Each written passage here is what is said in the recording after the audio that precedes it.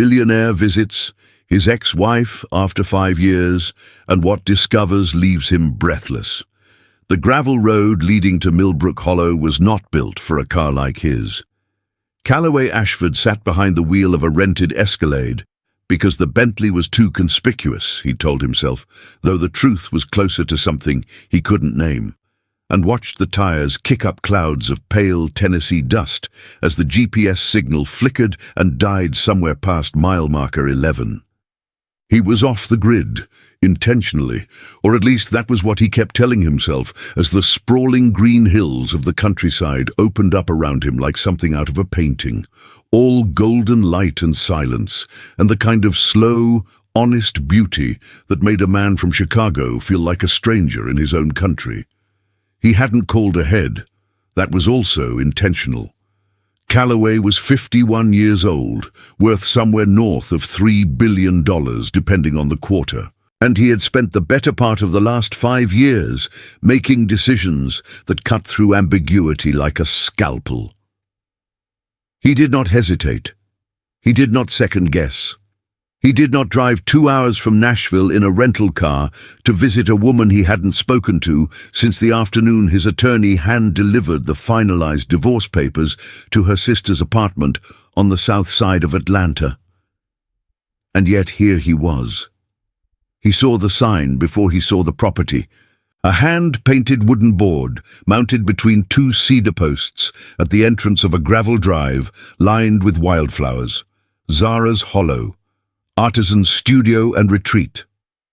The letters were done in deep mahogany paint, clean and deliberate, with a small woven motif painted beneath the name that he recognized as a Kente-inspired pattern, simple and elegant. The sign looked like it cost nothing. It looked like it was worth everything. Calloway pulled the Escalade to a stop just past the entrance and sat for a long moment with the engine running. He had driven down here because his company's legal team had flagged something in the Millbrook County zoning records 3 days ago, and a name had come up in the ownership documentation that had hit him somewhere deep in the chest, like a key turning in a lock he'd forgotten existed. He had told himself it was due diligence. He had told himself it was business. He was starting to understand that was not entirely true. He killed the engine and stepped out. The air hit him first, warm and thick with honeysuckle and something earthy, fertile, alive. A sound came next, the rhythmic scrape and tuck of something being worked by hand, somewhere beyond the low wooden fence that separated the drive from the main yard. Then he rounded the fence post, and he saw her. Zara Okonkwo Bell sat cross-legged on a woven mat in the front yard, her back half-turned toward the drive, her long braids tied low at the nape of her neck with loose strands catching the late afternoon light. She was wearing an olive-green blouse, embroidered at the collar and sleeves in red and white, something hand-stitched, something that looked like it had a story, and a green skirt that spread around her like a pool of still water. A straw hat lay on the ground beside her. Her hands were moving over a half-finished wicker basket with the kind of steady, unhurried confidence that takes years to develop. She hadn't heard him come in, or maybe she had, and had decided he wasn't worth interrupting her work for. That seemed more likely. Calloway stood at the edge of the yard and did not speak for a full 30 seconds. He was not a man who struggled with words. He was the kind of man who walked into a room full of hostile shareholders and changed the temperature of the air through sheer force of presence. But standing in this yard, in this golden October light, watching the woman he had once loved, the woman he had once broken, work with her hands like she had been doing it her whole life, something in his throat closed up and refused to cooperate. She looked different, not older exactly, fuller, settled, like she had grown into something she'd been reaching toward for years, and the reaching was finally over. She looked like a woman who no longer needed anything from the world, including him. "Zara," he said. His voice came out lower than he intended, rough at the edges. Her hands stopped, not dramatically, just a half-second pause, the kind of stillness that precedes recognition. Then she set the basket down on the mat beside her, straightened her spine, and turned to face him. Her expression did not collapse into shock. It did not soften into relief. It settled into something far more unsettling, calm recognition, the way you look at something you've already processed and filed away. "Calloway," she said, just his name, flat and clean, like a door closing. He had forgotten how her voice sounded. He realized that now, standing here, how thoroughly he had buried the memory of it, because it was the only way he'd been able to keep moving forward. Low and unhurried, with a warmth she kept deliberately out of reach when she didn't trust you. "I was in Nashville," he started. "You don't have family in Nashville." "A conference. You don't attend conferences. You send Brennan." She hadn't moved from her mat. She was looking at him the way you look at a weather system you've already prepared for. Observant, unimpressed, not afraid. He exhaled slowly. "I should have called." "Yes," she agreed. "You should have." She reached forward and picked the basket back up, turning it in her hands as if inspecting the weave. "But you didn't, so here we are." She looked up at him again, and this time there was something else in her eyes. Not hostility, not pain. Just the steady patience of a woman who has been through worse and built something beautiful on the other side of it. "What do you want, Calloway?" He opened his mouth to answer, and that was when he heard it. Footsteps. Small, fast ones, the kind that only belonged to a child in a hurry. They came from the direction of the cellar barn at the far edge of the property, and then a small figure came racing around the side of the split-rail fence. A little girl, maybe 4 years old, with thick natural hair pulled into 2 puffs on either side of her head and a gap-toothed grin that she was apparently incapable of controlling. She was wearing denim overalls over a yellow long-sleeve shirt, and she was running with her whole body, arms pumping, completely committed to whatever destination she had in mind. She skidded to a stop when she saw Calloway. He stopped breathing.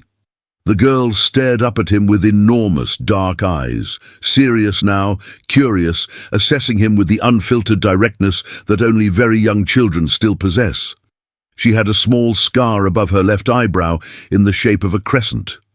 Her nose was wide and flat at the bridge.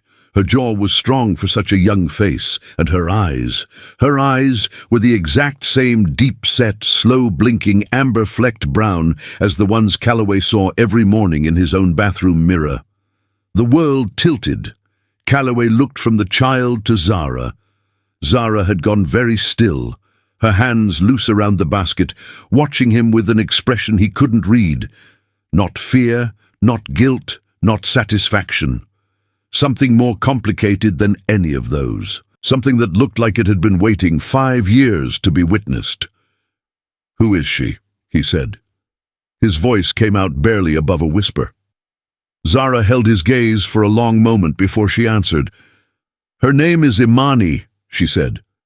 "And that is a conversation you are not ready to have, standing at the edge of my yard." She looked down at the little girl, and her whole face changed. The armor softened, the edges rounded. Something warm and fierce and total moved through her expression like sunlight through glass. "Baby girl," she said gently, "go wash up for dinner. Ms. Katura has the table." The child, Imani, looked up at Calloway for one more long second, then cut her eyes to Zara, then turned and bolted back toward the farmhouse without a word, her overalls disappearing around the porch corner in a flash of yellow and denim. Calloway stood in the silence that followed and tried to remember how to breathe. Zara set the basket down, stood, and brushed the grass from her skirt with the same unhurried dignity she'd brought to everything else. She picked up the straw hat from the ground and held it at her side. "You can come inside," she said. Not an invitation exactly, more like a verdict.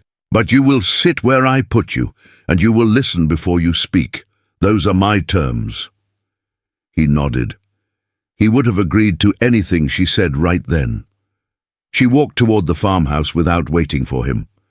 He followed, 3 steps behind, the way a man follows when he's realizing, slowly, terribly, and far too late, that he is the one who has been lost all along.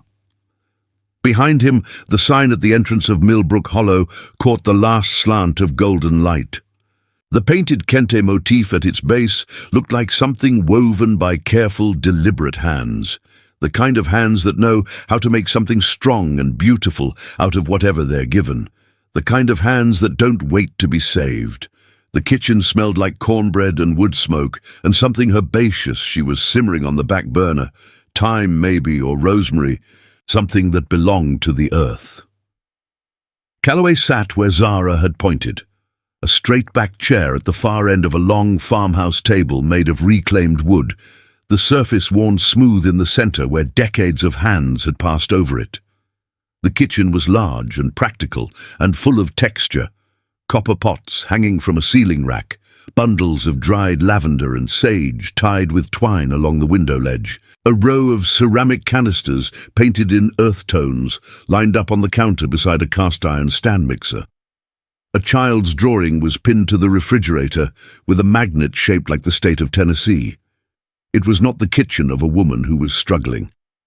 That fact landed quietly, the way important facts often do, not with drama, but with the slow, undeniable weight of something you should have known sooner. Zara moved through the space with practiced ease, pouring 2 glasses of water, setting one in front of him without ceremony, then leaning back against the counter with her arms folded and her glass held loosely in one hand. She had taken the straw hat off and set it on the hook by the back door. Her braids hung loose now, falling past her shoulders. She looked, if possible, even more composed inside the house than she had in the yard. "She's not yours," Zara said. The words hit him like cold water. He hadn't realized how tightly he'd been holding onto the breath he was about to ask the question with. "She's Denise's daughter," Zara continued, watching his face reset itself. "My sister. Denise passed away in the winter of 2022. Ovarian cancer, stage 4. She was diagnosed 6 weeks after I moved here and gone by March." She paused. Let the silence carry its own weight. Imani was 14 months old. There was no father in the picture. So I became her mother. A short pause. "Legally and in every other way that matters." Calloway exhaled slowly. "I'm sorry," he said, "about Denise." "I know you are." She took a sip of water.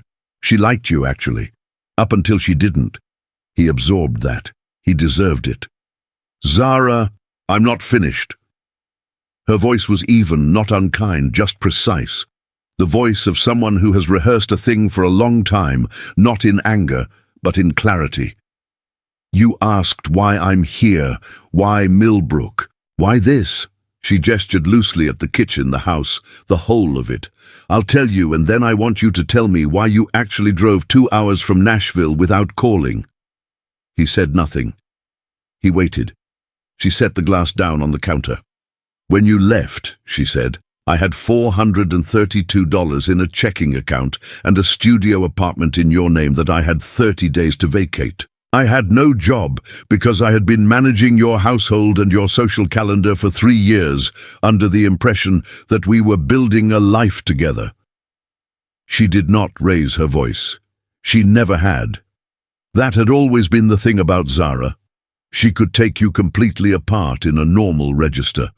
"I had no health insurance because I had been on your company's plan and your attorney moved fast. And I was—" She stopped, just for a beat. The first crack. "I was 8 weeks pregnant." The room went absolutely still. Calloway felt something drop through the center of his chest, long and slow, like a stone going down through dark water. "Zara, don't." She held up one hand, not to stop him, to stabilize herself. She took a breath. When she spoke again, the steadiness was back, though it cost her more now than it had a minute ago. "I lost the baby in January. I was in my sister's guest room in Atlanta, in the middle of a hard freeze, and I couldn't afford the ER. I called a nurse hotline. Denise sat on the floor with me all night." She picked up her glass again, held it like something to hold on to. "I never told you because there was nothing to tell by the time there was anyone to tell it to, and I didn't want your money. I didn't want your guilt. I wanted—" She stopped again, pressed her lips together. "Then, It doesn't matter what I wanted. Calloway's hands were flat on the table. He could feel every grain of the wood under his palms. He was aware of his own breathing in a way he almost never was. The rise and fall of it, the inadequacy of it, the way it kept happening even when it didn't feel like it had any right to. "I didn't know," he said. "I know you didn't." There was no absolution in it, just fact. The back door opened and a woman in her 60s, with close-cropped natural hair and a flour-dusted apron, came in carrying a casserole dish, humming under her breath. She stopped when she registered Calloway at the table, looked at Zara with a quick, searching expression, and Zara gave the smallest shake of her head. The woman, Ms. Katura, he presumed, set the dish on the stove without a word and retreated quietly through the interior door, pulling it mostly closed behind her. The kind of move that only happens in a household built on trust and wordless communication. "This property," Zara said, turning back to him, "I found through a HUD auction in early 2021.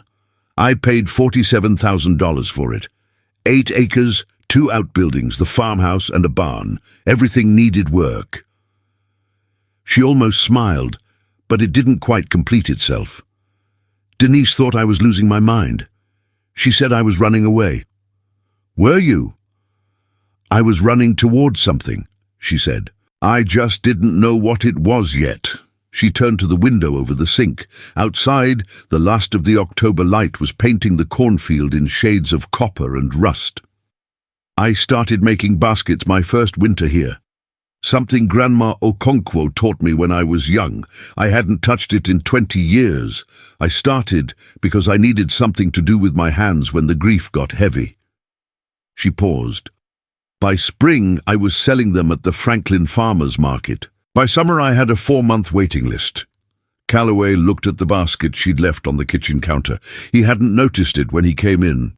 The weave was complex, asymmetrical, in a way that felt deliberate rather than accidental, the pattern shifting from a tight geometric braid at the base to something looser and more organic near the rim. It looked like something you'd see in a gallery. It looked like something that cost real money.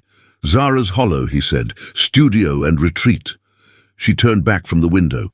"I have 6 resident artists right now. Weavers, potters, a woodworker from Chattanooga. We run weekend workshops from April through November. I have a waiting list for those too. The retreat side generates about $12,000 a month in bookings. The studio side runs its own books separately." She held his eyes. "The property is worth roughly $2.3 million at current appraisal. I own it free and clear. I did not borrow a single dollar from anyone who shares your last name." It was not said with pride. It was said with the quiet authority of someone stating coordinates.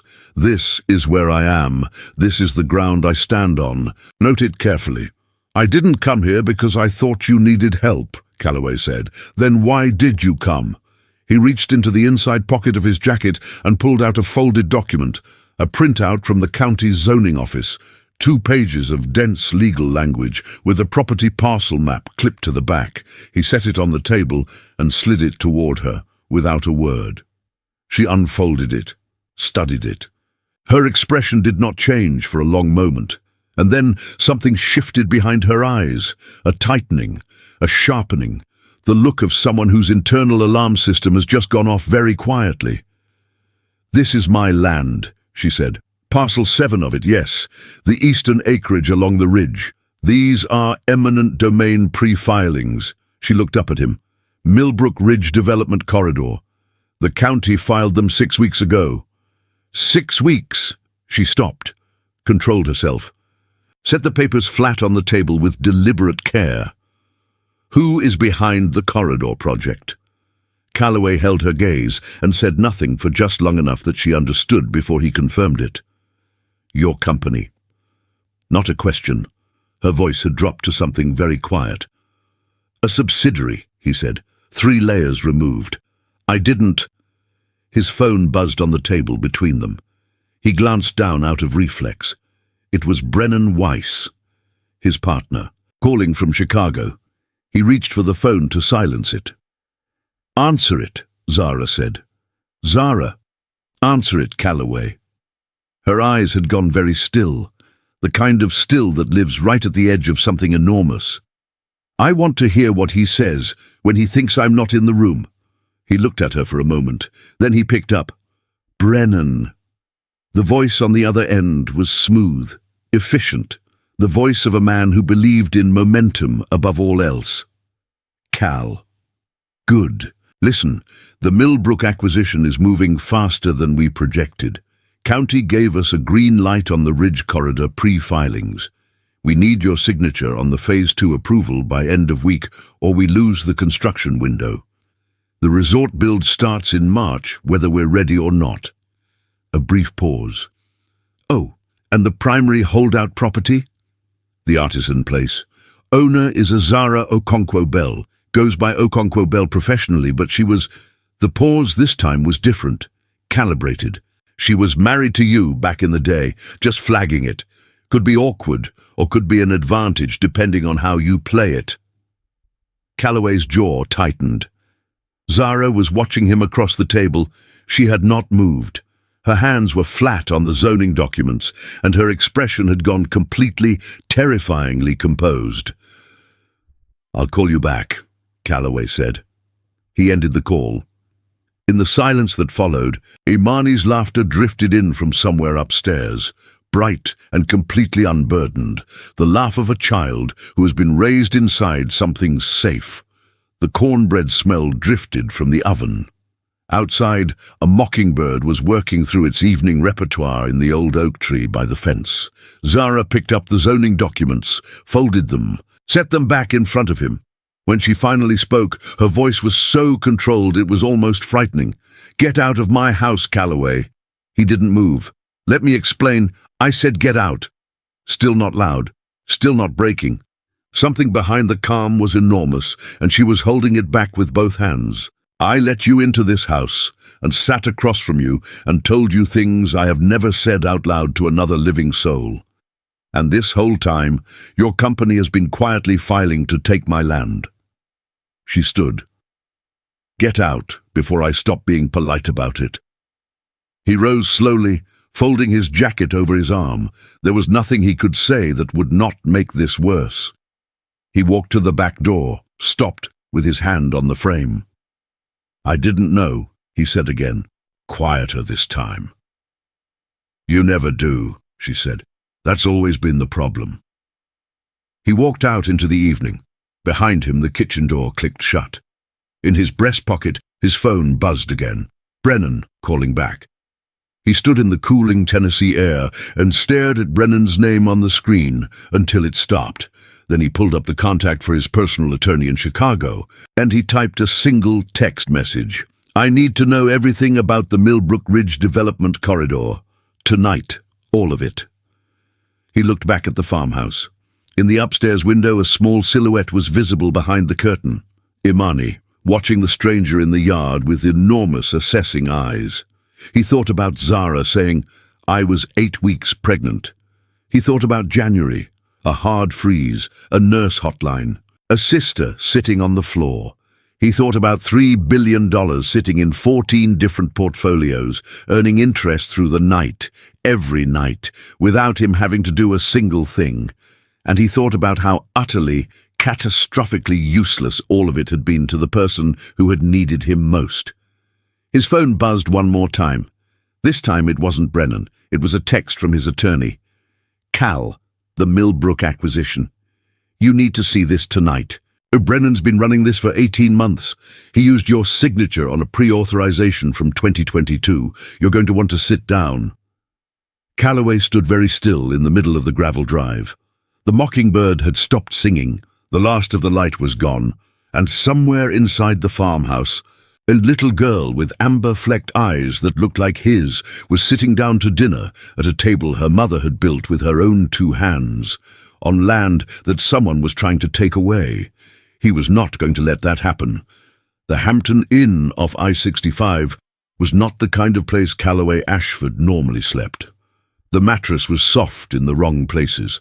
The air conditioning unit rattled every 40 minutes like it was trying to tell him something. And the parking lot light outside his window threw a thin orange stripe across the ceiling that he stared at from midnight until 3 a.m, while his attorney, Delphine Okafor, walked him through everything she'd found. It took 2.5 hours. By the end of it, Calloway was sitting on the edge of the bed in his dress shirt and socks, the phone pressed hard against his ear. A yellow legal pad covered in his own handwriting on the nightstand beside him. Names, dates, holding company structures, a web of shell entities that had been constructed with the precise, patient architecture of someone who had spent a long time making sure the blame would land somewhere else. He used the pre-authorization from the Denver Portfolio Review, Delphine said. Her voice was clipped and careful, the way it always got when she was keeping her fury professional. The one you signed in October 2022, authorizing exploratory acquisition activity in undervalued rural corridors in the southeast. It was boilerplate. You signed 50 documents in that session. He extracted the signature block and embedded it into the Millbrook Ridge Formation documents. It's not identical, but it's close enough that a county clerk in Tennessee wouldn't know the difference. How long has he been running this? The shell company that anchors the acquisition, Vellecroft Land Partners, was formed in March of 2022. That's 7 months before he used your signature. He had this in motion before he ever put a document in front of you. Calloway was quiet for a moment. What does he stand to gain? The resort project is projected at a $460 million build. Vellecroft holds a silent 15% stake in the development consortium. That's $69 million, approximately, once the project reaches full capitalization. A pause. Not counting the land flip margin on the acquired parcels. $69 million, built on a forged signature and 8 acres of land belonging to a woman who had lost everything because of him once already. The primary holdout parcel, Calloway said. Zara's property. 8.3 acres, including the ridge access easement. Without that easement, the resort development loses its primary scenic overlook site, the one featured in all the marketing materials. The project doesn't collapse without it, but it loses a significant portion of its premium positioning. Delphine paused again. Brennan knows this, which is why the parcel is flagged as priority acquisition in the internal documents. They need it. What happens if I block Phase 2 approval? Another pause. This one longer, more deliberate. Calloway, if you withhold signature on Phase 2, the construction window closes. The county pre-filings lapse. Vellecroft loses the assembled land package and the consortium dissolves. She stopped. But Brennan has a co-signatory path. If you don't sign by Friday, the operating agreement gives him access to the board's emergency authorization track. He'd need 3 of 5 board members. He has 3. He has 4, Delphine said quietly. Moorfield changed his vote 2 weeks ago. Calloway stood up from the bed and walked to the window. Outside, the parking lot was empty except for a semi parked at the far end, with its running lights on, orange and steady in the dark. Somewhere on the interstate beyond the tree line, a truck rolled past, and its headlights swept the sky briefly before disappearing. Moorfield. He had brought Moorfield onto the board himself 11 years ago because he'd trusted the man's read on risk. That trust, apparently, had an expiration date. "What's my window?" he asked. 72 hours from when Brennan last tried to reach you, which means Friday at 6 p.m. Yes. He stood at the window for a long moment. 3 days. 3 days to dismantle something that had been built over 3 years while he'd been looking the other direction. While he'd been running a company and closing deals and telling himself that the emptiness in the penthouse on Lakeshore Drive was a reasonable trade for the momentum of building something great. He thought about Zara's face when she'd heard Brennan's voice through the phone. The way the warmth had drained out of her expression and something ancient and exhausted had moved in behind it. Not surprise, not even anger, just the weary recognition of a woman who has been here before. The world reduces people and then asks why they're smaller. He was not going to let that happen again. Delphine, he said, I need a full brief on every board member and their exposure to Brennan by 7 a.m. And I need a clean legal path to block the Phase 2 approval unilaterally if the board goes against me. I'll start now. He hung up and set the phone on the windowsill and looked out at the parking lot for a long time. He drove back to Millbrook Hollow at 8 in the morning, before Zara would have reason to expect him, and sat in the Escalade on the gravel drive for 3 minutes before he heard the back door of the farmhouse open and Ms. Keturah step out onto the porch with a mug of coffee and an expression that made it very clear she had seen him arrive. She looked at him the way older women look at men who need to be assessed, thoroughly and without hurry. She's in the studio barn, she said. Not unfriendly, not warm, informational the way you give a man directions to a place he hasn't earned yet. You can wait on the porch if you need to wait. He waited on the porch. The morning was cool and bright, the hills beyond the property lit up in full October colour, red oak and sweet gum and hickory burning orange and amber against a sky so blue it looked like something from a different season entirely. A group of chickens worked the side yard with business-like efficiency. The smell of coffee drifted from the kitchen through the screen door. He had forgotten that places like this existed. Or maybe he had never known. Zara came out of the studio barn 20 minutes later, carrying a finished basket in one hand and a set of pattern notes in the other, and she stopped at the edge of the porch steps when she saw him. Her expression cycled through something quickly, not softening, but recalibrating. The surprise of him still being here. The decision about what to do with it. She came up the steps and set the basket and notes on the porch table. I told you to leave, she said. You did. You're still here. I am. He reached into his jacket and pulled out the legal pad from the night before and the printout from Delphine. He set them on the table beside the basket. Sit with me for 10 minutes, please. The please cost him something. She could hear it. He saw it register in the slight shift of her posture. She sat in the chair across from him and folded her hands in her lap and waited. He walked her through all of it, methodically, without embellishment.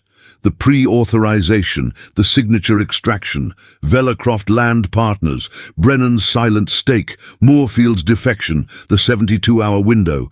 He gave her the legal pad. He gave her Delphine's brief. He gave her everything. When he finished, she sat for a long moment looking at the documents. He's been planning this for 3 years, she said. Yes. And your name is on the formation documents. A fraudulent use of my name. Yes. She looked up at him. Can you prove the fraud? Delphine believes so. It requires forensic document analysis, but the signature geometry is distinct enough from my actual signature that an expert can distinguish it. It will take time, however. Time we don't have before Friday. So you can't clear your name before the deadline? Not definitively, no. She absorbed this. Outside, one of the resident artists, a young man in paint-spattered overalls, crossed the yard toward the ceramic studio at the far end of the property, coffee mug in hand, oblivious to the quiet catastrophe being laid out on the porch. What can you do before Friday? Zara asked. Calloway was quiet for a beat. Then he said, I can withdraw from the board. Voluntarily and publicly. It triggers a mandatory project review under the operating agreement and freezes all Phase 2 activity until the review is complete. The construction window closes. The county pre-filings lapse. He paused.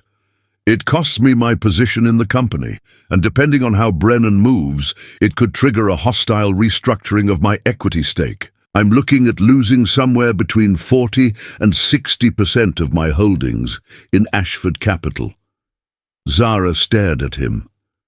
That's not a small number, she said slowly. No, you'd still be... Yes, I would still be comfortable. He said the word with a flatness that had nothing to do with dismissal, more like the particular exhaustion of a man who has spent years calibrating his life around a number and is only now asking himself why. I'm not asking you to feel sorry for me. I'm telling you what the move costs, so you understand that I'm not offering you something that's free." She was quiet for a long moment. The morning light had shifted, coming now at a lower angle through the oak tree, making complicated patterns on the porch floor. "Why?" she said. It was the simplest and most devastating question she could have asked. He looked at her. "Because it's your land, Zara. You built this. You built it out of nothing, and you built it alone, and no one, including me, especially me, has the right to take it from you." She looked away. Her jaw was working slightly, the muscle just above the hinge, the way it always did when she was processing something that she refused to let touch her face. "I don't want you to do this as payment," she said carefully, "for what happened. I'm not a debt." "I know you're not. I mean it, Calloway. If this is about guilt, it's about Brennan using my name to steal from you." His voice was level, but there was something underneath it, something old and heated. "The guilt is separate. The guilt is mine to carry, and it doesn't get to become your problem. This is about a fraud that I have the power to stop, and I'm going to stop it." She turned back to look at him. For the first time since he'd arrived in Millbrook, she looked at him without armor, just looked at him openly, the way she used to before everything fell apart. The way that had always made him feel more visible than he wanted to be. "Okay," she said, "just that." "Okay." He nodded. From inside the farmhouse, Imani's voice floated out through the screen door. "Ms. Katura, can I have the maple kind?" And then Ms. Katura's voice, patient and deep. "You can have half of the maple kind and half of the regular kind, and you can be grateful for both." Zara almost smiled. "She negotiates everything," Zara said quietly. "Every single thing." "How old is she?" 4.5. She looked toward the door. "She's the reason I get up at 5:30, the reason I built the studio, the reason I don't let things slide." She paused. "She's the whole reason, honestly." Calloway looked at the basket on the table. The weave was extraordinary up close. A double coil pattern in natural ryegrass, with a band of hand-dyed indigo reed running the circumference at 2/3 height, the color deep and consistent in a way that meant the dyeing had been done right. "What does one of these go for?" he asked. "This one's commissioned, private client in Nashville, $1,200. He looked at it again. "You could charge more." "I know what I charge," she said, and there was something in it that was almost, not quite, a smile. His phone buzzed. He looked down. Brennan. Again. He turned the phone face down on the table. On the porch rail, a red-tailed hawk landed without warning, scanned the yard with complete authority, and lifted off again in the same motion. "I need to make some calls," Calloway said. "From here, if that's all right." Zara looked at him for a moment. Then she stood, picked up her basket and her notes, and moved toward the door. "Ms. Katura makes lunch at noon," she said, pausing with her hand on the screen door. "You can eat, or you can leave before then. Either way." She looked back at him just for a second. "But if you're still on that porch at noon, she's going to feed you whether you want her to or not. Fair warning." The door swung shut behind her. Calloway sat on the porch of Millbrook Hollow, with his phone in his hand and the October light coming through the oak tree and the sound of a child negotiating over maple syrup drifting from inside the house. He dialed Delphine. "Start the withdrawal filing," he said. "Tonight." He was still on the porch at noon. He ate 2 bowls of Ms.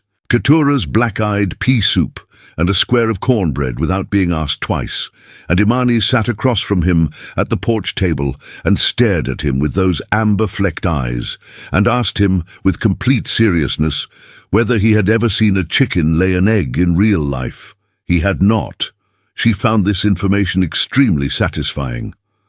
Zara watched from the kitchen doorway with an expression he could not read, and later, when he was back on the phone with Delphine, he heard her in the studio barn, the soft rhythm of her hands on the basket frames, steady and unhurried, the sound of someone who has learned to build in whatever time they have.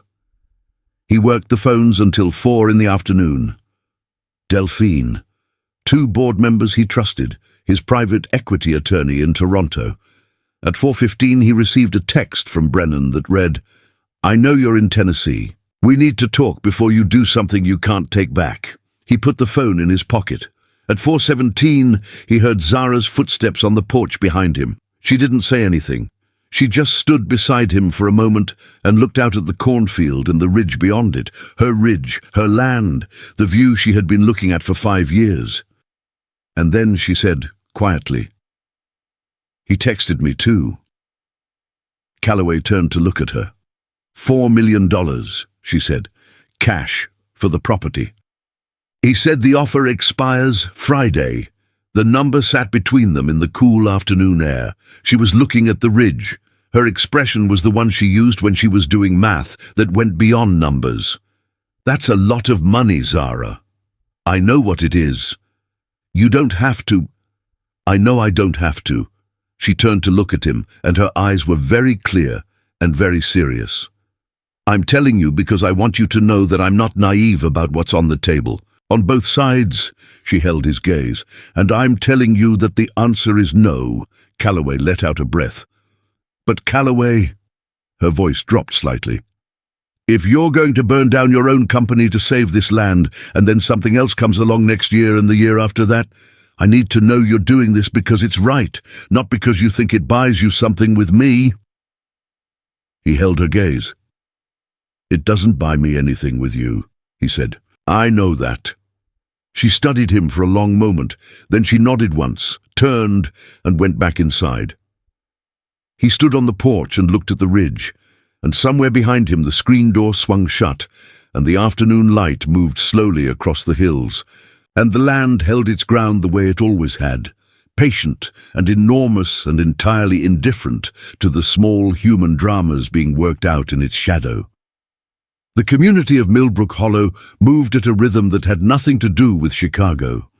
In Chicago, Calloway's world operated in 15-minute intervals, calls, meetings, briefs, decisions, the machinery of capital grinding forward in an endless loop that mistook motion for meaning. Here the mornings began with mist on the hills and the sound of someone starting a fire in the ceramic kiln, and the afternoons ended with whoever was around pulling chairs together on the main porch, because that was simply what you did when the day's work was winding down.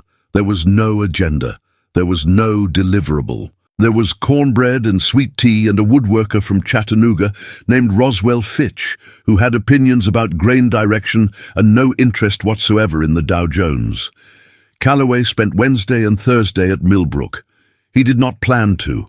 He did not announce that he was staying. He simply did not leave, and no one asked him to, and so he remained, sleeping in the guest room that Miss Couture prepared without commentary, conducting his business calls from the porch in the mornings and the driveway in the afternoons when the reception was better, and spending the hours in between watching what Zara had built with an attention that felt increasingly like penance. It was real. That was the thing that kept hitting him. It was not a hobby that had gotten out of hand. It was not a retreat from the world disguised as a lifestyle.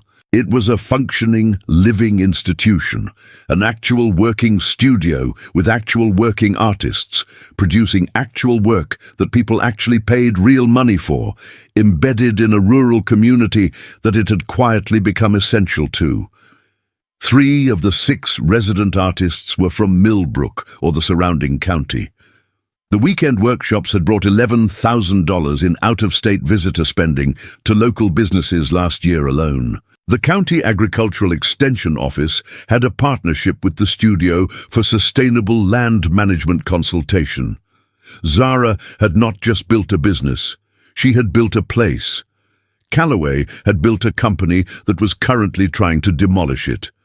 He did not forget that. He was not allowed to forget it. Thursday morning, he was on the porch with coffee and his legal pad when a silver Suburban with Illinois plates rolled slowly up the gravel drive and stopped 30 feet from the porch steps. Brennan Weiss stepped out. He was 63 years old and looked 55, silver-haired and broad-shouldered, wearing the kind of weekend casual clothing that cost as much as formal wear but was calibrated to suggest he was relaxed about it. He had the walk of a man who was accustomed to arriving places and having the energy shift in his favor. He looked at Calloway on the porch. He looked at the coffee mug. He looked at the legal pad with a brief, practiced read. Long enough to note that there was writing on it, too far away to make out specifics. "Hell of a place to conduct business," Brennan said. His voice was easy, almost appreciative. "It is," Calloway said. He did not stand up. Brennan came up the porch steps and took the chair across from him, the one Zara usually sat in, and leaned back in it with his elbows on the armrests and his hands loose. Comfortable, unconcerned. "You didn't return my calls," Brennan said. "No. Delphine filed a preliminary withdrawal notice with the board last night." He paused. Not accusatory. More like noting a weather development. "That's a significant move, Cal." "It is. You want to walk me through your thinking?"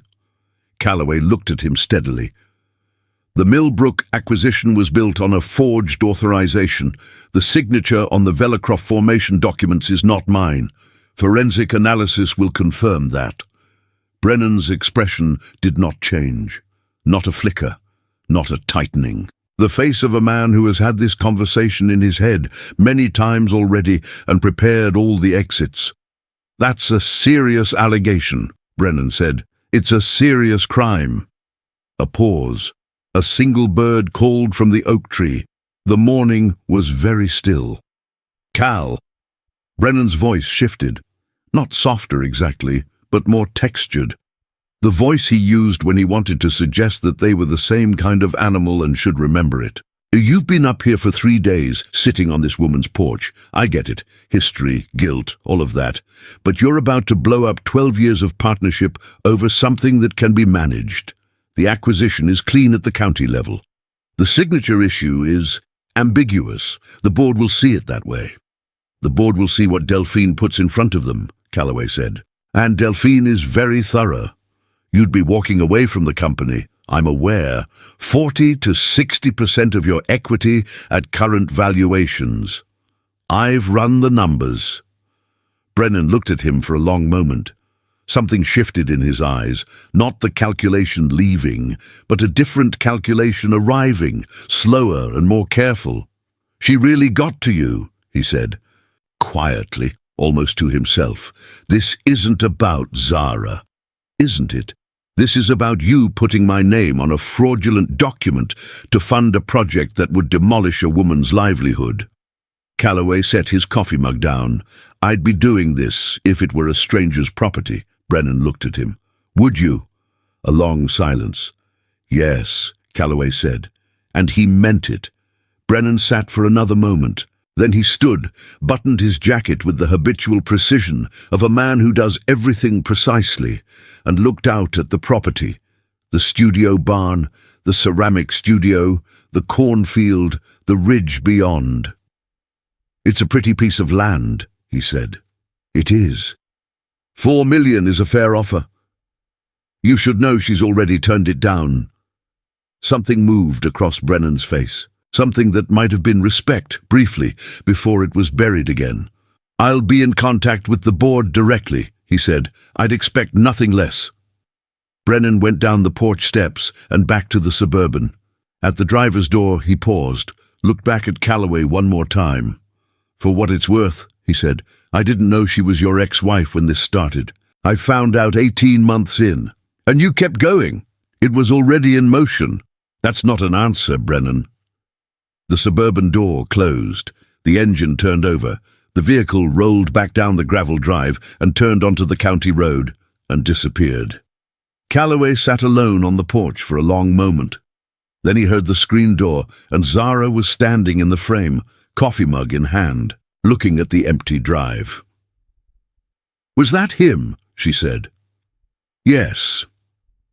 She came out and sat in her chair and looked at the property the same way she always did, taking inventory, checking in on something she was responsible for. "What did he say?" "He confirmed that he knows the signature is fraudulent.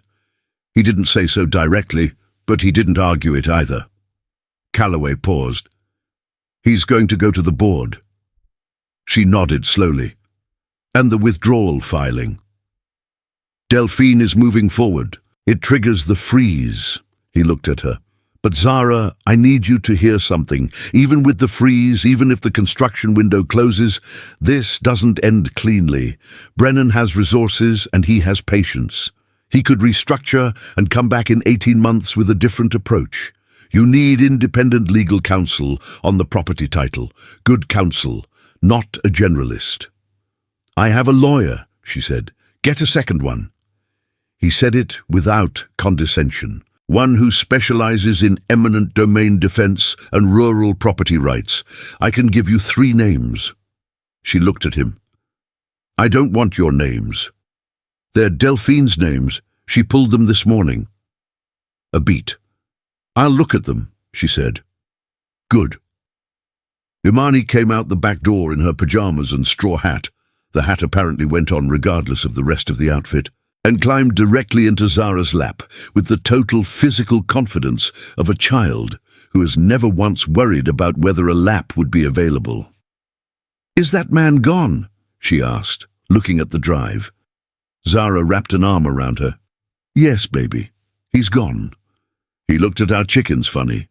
He did. Like he was deciding something about them. Zara looked at Calloway. He looked back. Something almost broke between them. Not sadness exactly, more like recognition. Thanksgiving that year came early to Millbrook Hollow. It was not actually Thanksgiving. It was the second Saturday of November, 3 weeks after Calloway had first appeared at the gate, and it was organized in the space of 48 hours by a loose coalition of artists, farmers, and neighbors who moved with the efficient warmth of people who know how to show up for each other without being asked twice. The cause was simple and immediate. The Millbrook Ridge Corridor story had broken in the Tennessean on Thursday morning, a piece by an investigative reporter who had gotten hold of Vellecroft's formation documents and the county zoning pre-filings and had put together a clean, clear, damning story about a Chicago-based development consortium quietly assembling rural land for a commercial resort project. Zara's Hollow was named. Photographs of the studio, the barn, the ridge, the community workshops, interviews with 3 of the resident artists and Roswell Fitch and 2 neighboring farmers, whose parcels were also in the acquisition footprint. The story spread. Nashville local news picked it up Friday. By Saturday morning, it was circulating in the Tennessee arts community, the heritage craft community, the rural land rights community, and several corners of the internet that care deeply about exactly this kind of thing. The gathering was not a protest. It was a potluck. 43 people came to Millbrook Hollow that Saturday and filled the main yard and the porch and spilled out into the drive. Artists from the studio community, farmers from the surrounding parcels, people from Millbrook proper and from the next county over who had heard about the workshops and the retreat and felt that this place was worth defending. They brought food, sweet potato pies and ham and green bean casserole and 3 different kinds of cornbread, including one from a woman named Florentine Bray, who drove 40 minutes from Murfreesboro because she had taken a weaving workshop in August and said it had changed her life and she was not going to let anyone demolish that. Calloway stood at the edge of the yard and watched it happen. He felt, for possibly the first time in his adult life, like the least important person at a gathering. It was not an unpleasant feeling. Zara moved through the crowd the way she moved through everything, with purpose and warmth and the quiet authority of someone who has built a thing and knows its worth. She laughed at something Roswell said. She knelt down to talk to 2 children who were examining the chickens with grave scientific interest. She accepted a hug from Florentine Bray and held it longer than Calloway expected. The 2 women standing in the yard with their arms around each other while the crowd moved around them. Miss Couture touched Calloway's arm. "You going to stand here all afternoon?" she said. "I don't want to be in the way."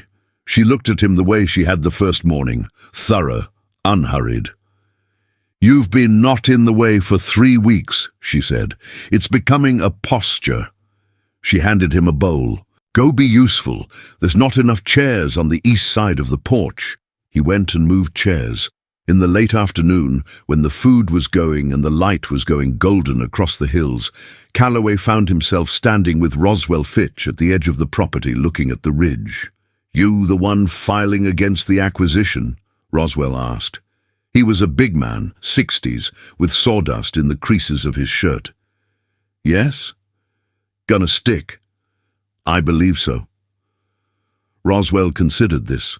"She built that ridge path herself," he said, nodding toward the cleared trail that ran up the eastern slope.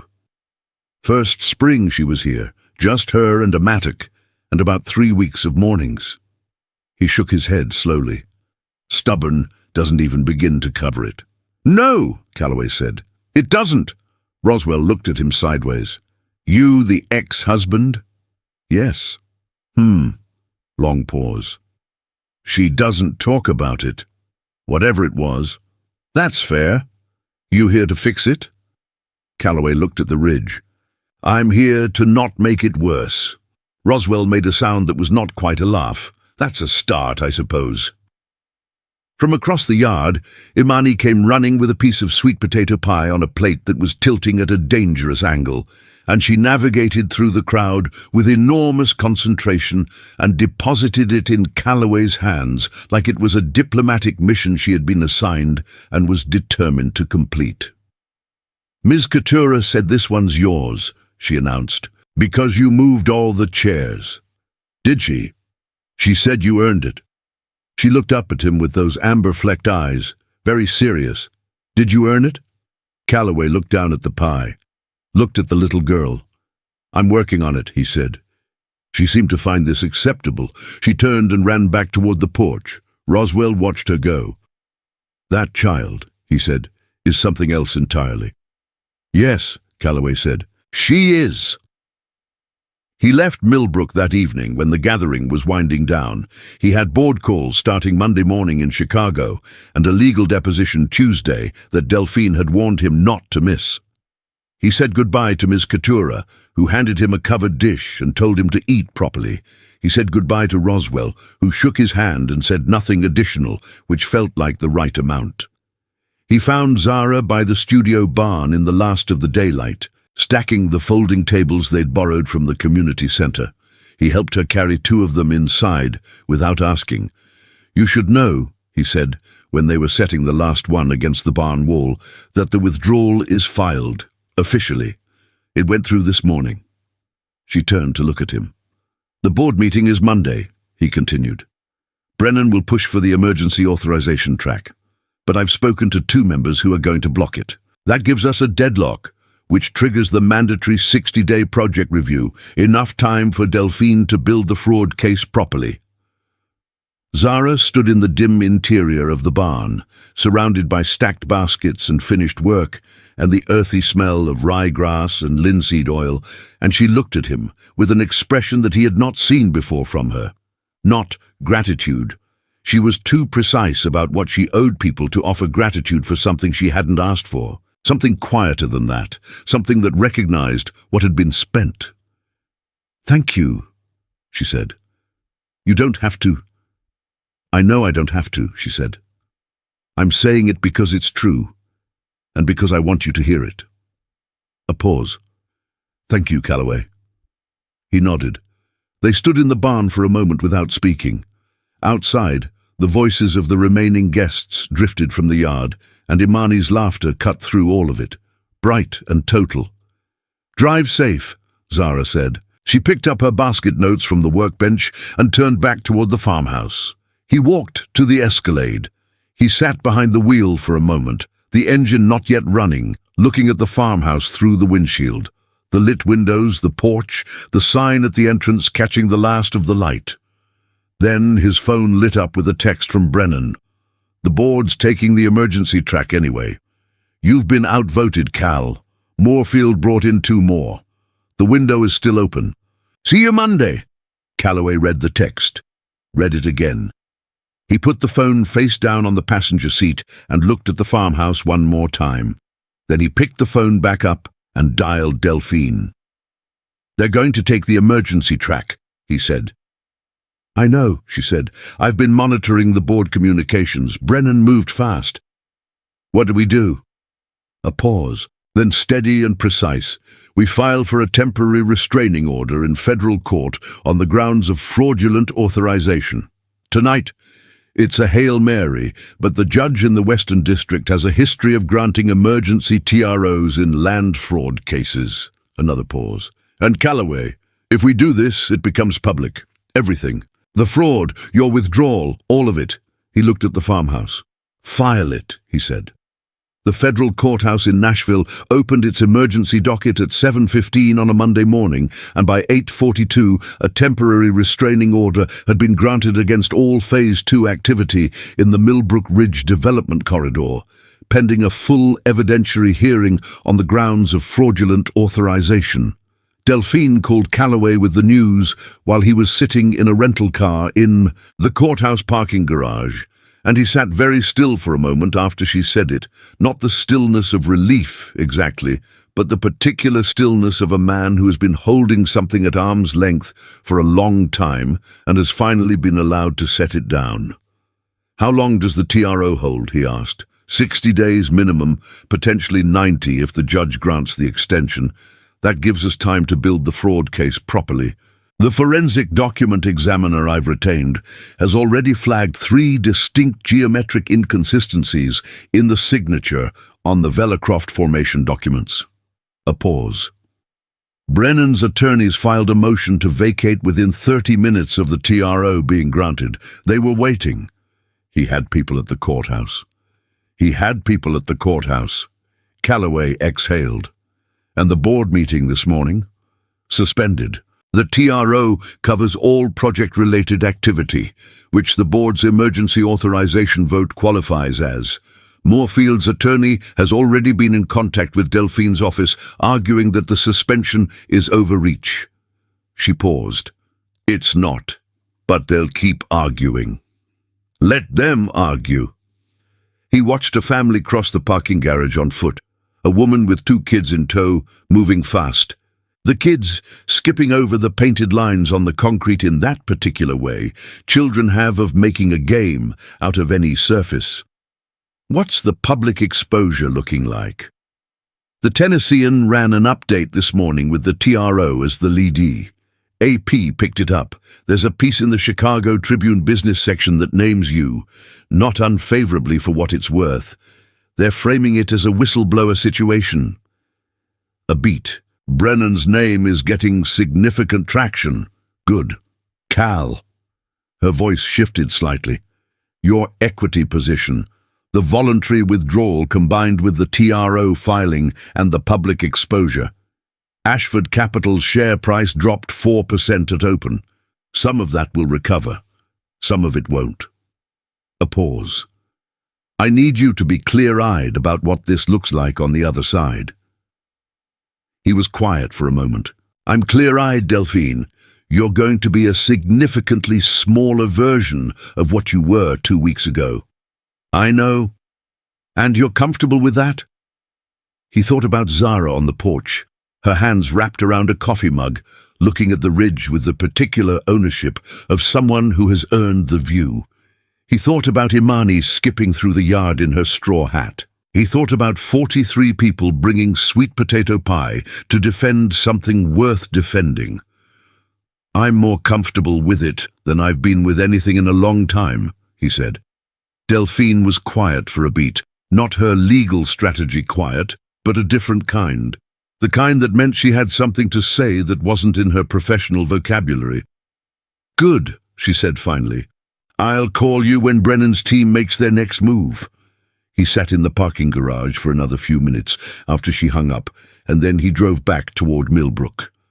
The snow started somewhere around Brentwood, light and tentative at first, the kind of early November flurry that Tennesseans look at with mild alarm and Chicagoans don't even bother to name. By the time he turned onto the county road toward Millbrook, it had picked up considerably. Thick, fast flakes driving sideways across the headlights, the fields on either side of the road going white in real time. He was not supposed to be at Millbrook tonight. He had a room at the Hampton Inn. He had calls in the morning. He had told himself, somewhere on the drive south from Nashville, that he was only going to deliver the news about the TRO in person because Zara deserved to hear it directly, not through a text or a news alert. And then he was going to drive back to the hotel and spend the evening working through the equity restructuring documents Delphine had sent. That was the plan. The plan lasted until the snow intensified past the point where the GPS was routing him back through an unsalted secondary road, and the Escalade's traction control started making its opinion known, and he pulled into Millbrook Hollow at 6:47 in the evening, less because he had decided to, and more because the night had made the decision for him. Zara was in the studio barn when he arrived. The farmhouse was lit but quiet. Ms. Katura's car was gone, which meant Imani was likely at the neighbors for the evening, a standing arrangement on Monday nights. He knocked on the barn door and heard her say, "Come in," without looking up from the frame she was working on. He came in. She looked up, processed him standing in her doorway with November snow on his shoulders. Her expression cycled through something quickly and settled. TRO was granted, he said. Something released in her face, controlled, small, but real. She set the frame down. 60 days? Minimum. Delphine thinks we can get 90. She nodded slowly. She was wearing a canvas work apron over a heavy flannel shirt, and her braids were piled up on top of her head in a loose knot. She had a streak of natural dye on her left forearm that she apparently hadn't noticed. "How bad is it?" she said. "For you." He had not expected her to ask that first. "The equity position took a hit this morning," he said. "It'll stabilize at somewhere between 60 and 70 cents on the dollar, depending on how the fraud case resolves and how the board restructures." He paused. "I'll be fine. But not what you were. No, not what I was." He looked around the barn. The finished baskets on the shelves, the drying frames, the organized bins of reed and ryegrass, and dyed materials arranged by color along the far wall. "I don't think what I was is something I'm trying to get back to." She looked at him for a moment. Then she pulled a stool out from under the work table and set it on his side of the room. "Sit down," she said. "You look like you haven't slept." "I slept some." "Sit down, Calloway." He sat. She went back to her frame, but she didn't pick it up. She stood at the work table with her hands resting on its surface, looking at the half-formed basket in front of her, and she was quiet for long enough that the only sound in the barn was the snow against the corrugated metal roof and the low creak of the structure settling in the wind. "I called Delphine's contact," she said, "the land rights attorney, or Solya Vance, out of Knoxville." A pause. "She's good. We have a meeting next week." "Good." She said the TRO gives us standing for an independent property rights claim that's separate from the fraud case. Even if Brennan somehow survives the fraud charges, the eminent domain pre-filings are challengeable on their own merits. She looked up at him. She said she's seen the Millbrook corridor documentation, and the county's public interest finding is thin, borderline pretextual. Delphine said the same. "So there are two fronts." "There are two fronts," she nodded. She picked up the basket frame, set it down again. There was something she was working toward. He had always been able to tell. The way she got almost still when she was approaching something she needed to say from the right direction. "The board," she said. "What happens to your position there after all this?" "I resigned from the board as part of the withdrawal filing." "I know that. I mean, is there anything to go back to, if you wanted to?" He thought about it honestly. Ashford Capital will restructure around whatever Brennan doesn't manage to hold on to. Someone will step in. There'll be a version of the company that continues. He paused. "Whether I want to be part of it is a different question." "What's the answer to the different question?" He looked at his hands on his knees. "I built that company for 15 years. I told myself I was building something that mattered. A platform, a legacy, language I used because I needed to justify the hours and the cost of it." He stopped. Brennan was my partner for 12 of those 15 years, and for at least 3 of them, he was using the company I built to fund something he was hiding from me. He paused. That changes what the thing was. You can't unknow that. Zara was quiet. I'm sorry, she said, simply. He looked up. She was watching him with an expression he recognized from a long time ago, the one she used when she meant something completely, when she wasn't performing the emotion but inhabited it. You lost something too, she said. It's not the same as what you... I didn't say it was the same. I said you lost something. She held his gaze. It's allowed to cost you something, Calloway. You're allowed to grieve a thing, even if you should have protected it better. He didn't answer. He wasn't sure he could. The snow was coming harder now. The barn roof was taking it in long, low rushes, and somewhere outside, a branch came down under the weight of it. He heard the crack and the soft collapse. You should stay, she said. The road back to the interstate is going to be bad. I don't want to impose. You've been imposing for 3 weeks, she said, not unkindly. 1 more night isn't going to change the accounting. He almost smiled. Is that your version of an invitation? It's my version of a practical assessment. She picked up the basket frame. Ms. Katura left soup on the stove. Guest room is made up. There's wood by the back door if the fire needs feeding. She glanced at him sideways. And if you touch the thermostat past 68 degrees, I will know. He fed the fire. He ate the soup, a thick lentil and smoked sausage, heavy with winter herbs, the kind of soup that means it. He sat at the long farmhouse table after dinner with a cup of tea and the equity restructuring documents on his laptop, working through numbers that had once felt enormous, and now felt, if not small exactly, then less sovereign than they used to. Money had always been the thing he understood best. Its language, its logic, the particular grammar of risk and return. But sitting in this kitchen, in this house, in this community that Zara had built on $47,000 and 5 years of early mornings, he was aware that he had spent a long time mistaking fluency for wisdom. He knew the language. He had never quite learned what it was supposed to be for. Zara came in from the barn at 9:30, shaking snow from her shoulders, and she set her basket notes on the counter and washed her hands at the sink without speaking. He watched her move through the kitchen the way he'd been watching her move through spaces for 3 weeks now. The efficiency of it, the lack of wasted motion. The way she inhabited a room without needing to announce herself. "Can I ask you something?" he said. She dried her hands, turned. "The retreat," he said. "The expansion you mentioned. What's the plan? The real one, not the version you tell people when they ask." She looked at him for a moment. Then she poured herself a glass of water and sat at the table across from him. And she told him. It was detailed and specific, and clearly something she had been building in her head for a long time. A second studio building on the eastern portion of the property with dedicated climate-controlled space for archival quality fiber work, a residency program expansion from 6 to 12 artists, a partnership with Fisk University in Nashville for an apprenticeship track, a small retail and gallery space that could serve the tourist traffic from the nearby state park.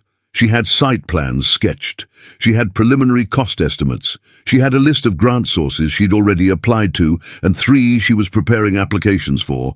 She had been doing this, he realized, all of it. While the TRO was being filed and the board was maneuvering and Brennan was threatening, she had been sitting in the barn at night, building the next version of Millbrook Hollow in her notebooks. She didn't wait for things to resolve before she started building. She never had. "The bottleneck is capital," she said. "Not a lot. The grant track is solid, and the retreat revenue is growing. But the building costs for the second studio are more than I want to finance through the retreat alone. I don't want to be leveraged on the operation side." He looked at the site plans she'd laid on the table. Clean lines, practical layout, oriented to catch the morning light on the ridge side. "How much?" he said. She looked at him. "I'm not offering." he said carefully. "I'm asking, differently than you think." She held his gaze for a moment. Then, 380, maybe 400, depending on materials. He nodded slowly. "There are 3 impact investment funds I know of that specialize in rural arts infrastructure. One of them is out of Nashville. They've done smaller projects in this county before." He paused. "I can make introductions. Not funding, introductions. You'd go in with your own numbers and your own proposal, and they'd evaluate you on the merits, which means they'd fund you." He looked at the site plans again. "This is fundable, Zara, on its own terms." She looked at the plans. At him, at the plans again. "Introductions," she said. "That's all." A long quiet. The fire in the sitting room popped. The snow continued its work on the roof. "Okay," she said. She started gathering the papers into a neat stack, the way she always did at the end of a work session. Organized, deliberate, treating the plans like the serious documents they were. She hesitated. Her hands went still on the papers. "There's something I want to show you," she said. She said it quietly, not quite looking at him. "Now? Tomorrow. In the morning." She stood, the papers under her arm. "It's in the house. I've been—" She stopped, started again. "I wasn't sure I was going to. But you've been honest with me about things that cost you something to be honest about, and I think—" She stopped again. Her jaw was doing the thing it did. "I'll show you in the morning." He didn't ask what it was. "Good night, Calloway," she said. "Good night, Zara." She went upstairs. He sat at the table for another hour, the fire going low in the next room, the snow settling into something quieter outside. And he thought about what she had said. You're allowed to grieve a thing even if you should have protected it better. And he thought about how long it had been since anyone had said something to him that was simultaneously true and kind. He had been alone for 5 years. He had told himself it was a choice. At 1 in the morning, in the guest room, with the snow still coming down outside the window and the house entirely quiet around him, Calloway Ashford did something he had not done in longer than he could reliably account for. He wept, not dramatically, not with any performance of it. Just the slow, private dissolution of a man who has been holding something together by force of will for a very long time and has finally, in the quiet of someone else's house, been allowed to put it down. He cried for the baby he never knew about, for the January night he hadn't been there for the years he'd spent building something that his partner had been hollowing out from the inside, for the 15 years of early mornings and late nights that had added up to a number in a portfolio that felt, tonight, like a very expensive way to be alone. He cried, and then he stopped, and then he lay in the dark and listened to the snow. And somewhere in the early hours, before sleep finally came, he thought about Zara's hands on the basket frame. Steady, unhurried, making something strong and beautiful out of whatever they were given. The thing she wanted to show him was a journal. She brought it down at breakfast, a soft-covered book with a worn spine and a clasp that no longer closed all the way, the cover stained with what looked like a ring from a coffee mug and something else along the bottom edge that had long since dried. She set it on the table between them without ceremony, the way you set down something heavy that you've been carrying a long time. "It was my mother's," she said. She poured her coffee and sat across from him. She kept it from about 1987 until she passed. The last entry is dated 3 weeks before she died. She wrapped both hands around her mug. She gave it to Denise to give to me. I found it in Denise's things when I was clearing her apartment. A pause. "I haven't let anyone else read it." He looked at the journal, did not reach for it. "Why are you showing it to me?" Zara looked at the window. The snow had stopped overnight, and the morning was white and still, the hills beyond the property blanketed and softened. Every edge rounded off. It looked like a different world than the one they'd been living in. "There's something in it I need you to see," she said. "Not all of it. A page, maybe a page and a half. She looked back at him. I found it about 6 months after I moved here. I've read that section probably 40 times since then. She paused. I was going to burn the book at one point. I didn't. Another pause. I'm glad I didn't. She opened the journal to a page she had marked with a folded receipt. Deep in the book, near the end, the handwriting on the page smaller and more effortful than earlier entries, the hand of a woman writing carefully. She turned it to face him and slid it across the table. He looked at her. She nodded. He picked it up and read. The entry was dated November 14th, 2019. 3 weeks, he calculated quickly, before his and Zara's divorce was finalized. 2 months, approximately, before he'd found out that Zara had been pregnant and lost the baby, or rather, before he'd been told what he had been told. Her mother's handwriting was precise and unhurried. Zara called tonight. She didn't say what was wrong, but I know my daughter's voice when she's holding something back. She said she was fine. She said Calloway was fine. She said everything was fine. And I counted 5 sentences before I stopped counting because I already knew. Some things a mother simply knows. I've been thinking about that husband of hers, Calloway. I've met him 3 times. The engagement dinner, the wedding, the Christmas before last. He has the eyes of a man who doesn't know yet what he's for. Not cruel eyes, just unfinished. The kind of man who builds things because he doesn't know what else to do with what he's carrying. I worry for her. Not because she isn't strong. She is the strongest of my children, the one who learned early that the world doesn't arrange itself around your feelings, and made her peace with that before I was ready to watch her make it. I worry because strength doesn't protect you from the particular grief of loving someone who isn't ready to be loved that way yet. But I'll tell you what I know, and I know it the way I know the weather and my own name. The right man always finds his way back to the right woman, not the easy way, not without cost, the way water finds the river, slowly around obstacles, losing some of itself to the ground along the way, but getting there. Always getting there. I hope he finds his way before she stops waiting. I hope she gives him the room to. Calloway set the journal down. He did not speak for a long moment. He was aware of Zara across the table, her hands still around her mug, watching him with the particular attention of someone who is trying to read a thing they have memorized and understand it from a new angle. She wrote this before, he said finally, before we divorced. 3 weeks before. She knew.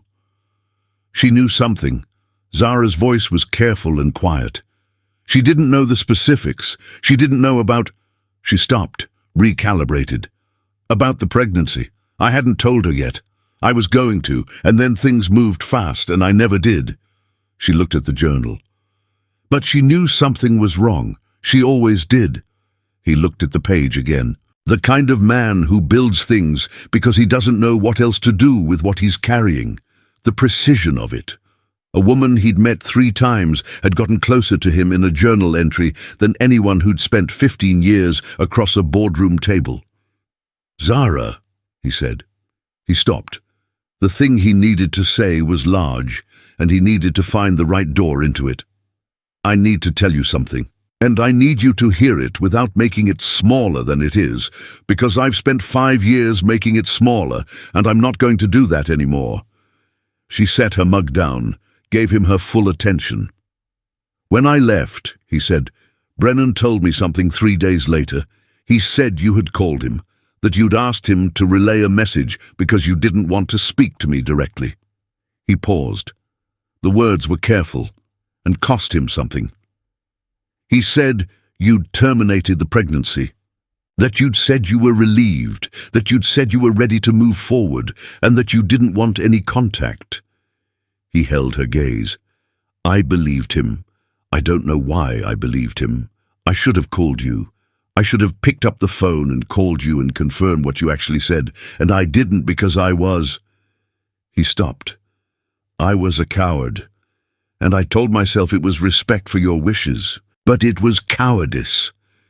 The kitchen was very quiet. Zara had gone still in the particular way she went still, when something was happening inside her that she wasn't going to let reach her face until she understood it fully.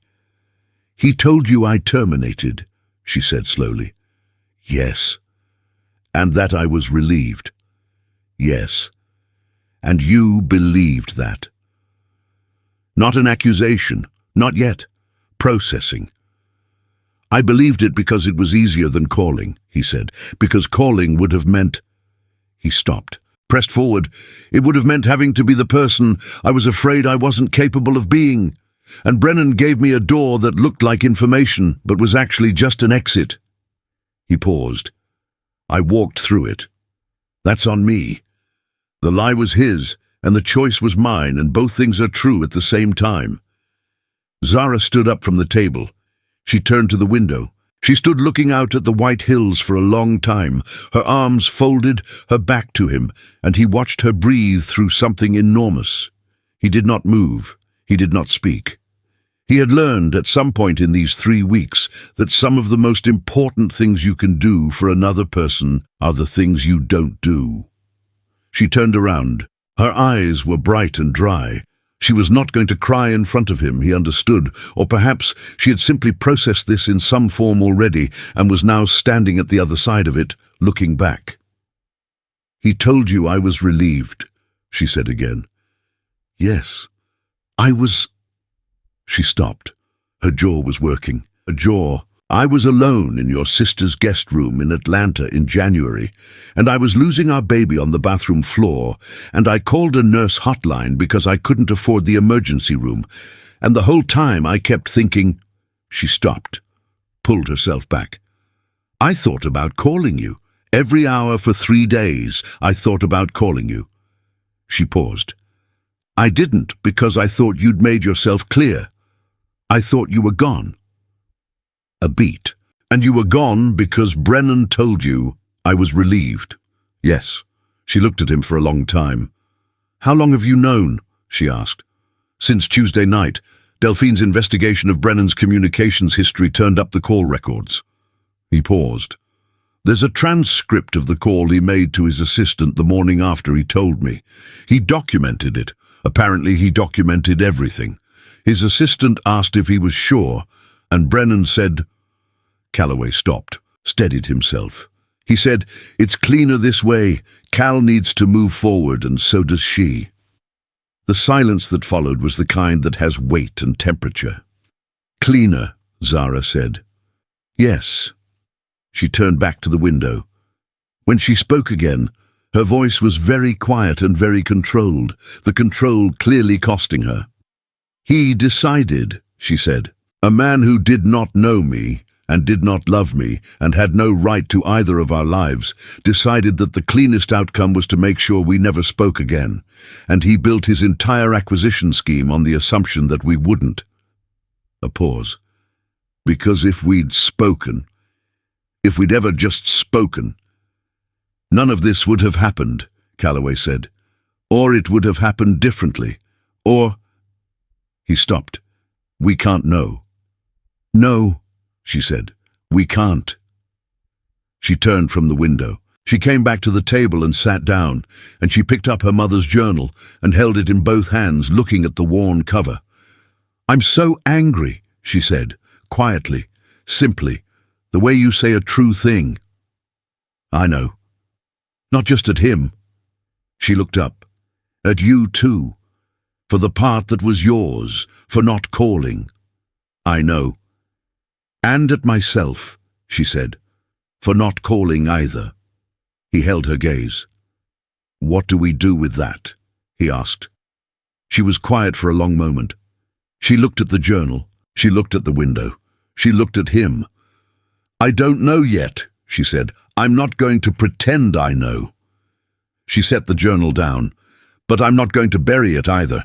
I did that once and it cost me 5 years and it didn't make me lighter." She looked at him steadily.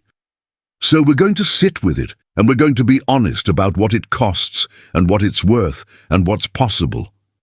She paused. "And we're not going to rush it." He nodded. "We're not going to rush it."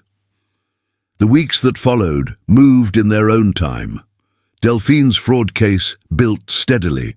The forensic document analysis came back definitive in mid-December, and Brennan Weiss resigned from Ashford Capital's board on a Thursday afternoon before the filing reached the federal prosecutor's office in what everyone understood was a last-ditch attempt to manage his exposure. It didn't work particularly well. The investigation continued regardless, and the Millbrook Ridge development corridor quietly collapsed as the consortium partners began distancing themselves from Vellecroft land partners with the speed of people leaving a building that has started to smell like smoke. Orsolia Vance filed the independent property rights challenge in circuit court and won on summary judgment in January, which was faster than anyone had predicted, and which Ms. Couture celebrated by making a cake that was, by any objective measure, excessive. The Nashville Impact Investment Fund that Callaway had introduced Zara to made a site visit in December and returned in January with a term sheet for $360,000. Zara negotiated them to $380,000 on her own, without Callaway in the room. He found this out afterward and said nothing, because there was nothing to say that wasn't already obvious. The second studio broke ground in March. Callaway did not move to Millbrook. He was clear about that with himself and clear about it with Zara. He had an apartment in Nashville now, a two-bedroom on the east side that he was renting month to month while he figured out what the next thing looked like. And he had a new consulting practice that was smaller and slower and more deliberate than anything he'd run before, and he was discovering that smaller and slower suited him in ways that larger and faster never quite had. He drove out to Millbrook on weekends when Zara said he could. Not every weekend. Some weekends she needed space, and he was learning to hear the difference between the version of "I'll see you next week" that meant she was glad he was coming, and the version that meant she needed the week to herself. He was getting better at it. He was not yet good at it, but he was getting better, and she was patient with the process in a way that felt like the most generous thing anyone had ever offered him. He learned to weave on a Saturday morning in February. He did not ask to. Imani had been watching him watch Zara work for approximately 45 minutes with the focused patience of a child who has identified an adult who needs instruction, and she had gotten up from where she was sitting and dragged over a child's practice frame and a handful of flat reed and set it in front of him with the authority of someone who has made a decision. "You hold it like this," she said. "Not tight. You just hold it." He held it. It was harder than it looked. The reed didn't behave. The tension was wrong, and then too right, and then wrong again, and the early attempts were uneven in ways that were technically functional but aesthetically catastrophic. Zara watched from across the studio and said nothing for a while. Then she got up and came over and crouched beside him and put her hands over his, not taking over, just adjusting, and said, "Here, feel where the resistance is. You're fighting it. Stop fighting it and it goes where you want it to." He stopped fighting it. It was still bad, but it was better. Imani watched them both with the expression of someone supervising a rehabilitation project who is cautiously optimistic about the patient's prognosis. On a Sunday afternoon in late April, 3 weeks before the second studio was due to open, Callaway sat in the front yard of Millbrook Hollow with a practice frame in his lap and a length of natural rye grass that he was making a genuine, if imperfect, effort to weave into something that resembled a base. He had been at it for an hour. The chickens were conducting their investigations of the yard around him with the business-like efficiency he'd come to find oddly comforting. Roswell Fitch was in the main barn, running a hand plane over a new workbench for the studio, the sound of it traveling across the yard in long, rhythmic strokes. Somewhere inside the farmhouse, Ms. Couture was having a principal disagreement with Imani about whether a straw hat was appropriate headwear for a child who was supposed to be taking a nap. It was not appropriate, Ms. Couture felt. Imani disagreed. The chickens had no opinion. Zara came out of the studio barn and crossed the yard with 2 mugs of coffee and set one beside him on the ground and sat in the grass nearby, close enough that the world felt the way it does when the distance between 2 people has been worked down to something real and honest and unperformed. She looked at the basket frame. "It's better," she said. "It's terrible. It's better than last week." She tilted her head. "The base is even. That's the hardest part." He looked at it. She was right. The base was even. He hadn't noticed. "Your mother," he said, "in the journal." He didn't look up from the weaving. "She said the right man always finds his way back." He paused. "I've been thinking about that." "I know you have." "She wrote it before she knew anything, before she knew how it ended or if there was an end." He finally looked up. "She was writing it for you, not for me." "I know. But—" He stopped, tried again. "But I think she was also right." He held her gaze. "I think this is what finding your way back looks like. Not a moment, not a grand thing, just—" He looked at the half-woven frame in his hands. "Sitting in someone's yard and learning to stop fighting the resistance." Zara looked at him for a long time. The morning light was doing what it always did in this yard, coming through the oak tree at an angle that made the whole place look like something painted from memory, golden and specific and entirely itself. She did not say everything she was thinking. She was still Zara. She held things until she was sure of them, and then she offered them carefully, the way she offered everything of value, with both hands and without hurry. But she moved slightly closer, and she picked up her coffee, and she sat beside him in the warm April morning, while the chickens worked the yard, and Roswell's plane moved over the wood in long, steady strokes, and she watched him weave, imperfectly, honestly, with more patience than she'd expected from him, and she did not look away.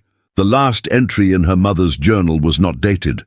It was 3 lines written in a different pen than the rest, darker ink, a slightly heavier hand, as though written in a single deliberate moment. "My girls will be all right.